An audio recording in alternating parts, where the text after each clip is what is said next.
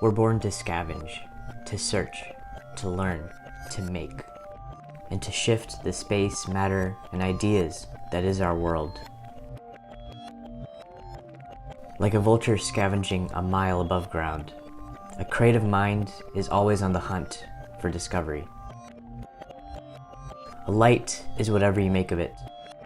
A leaf under your shoe, a folded sheet of paper, and a dried flower can all be artifacts to surround yourself with that bring inspiration and curiosity in everyday life.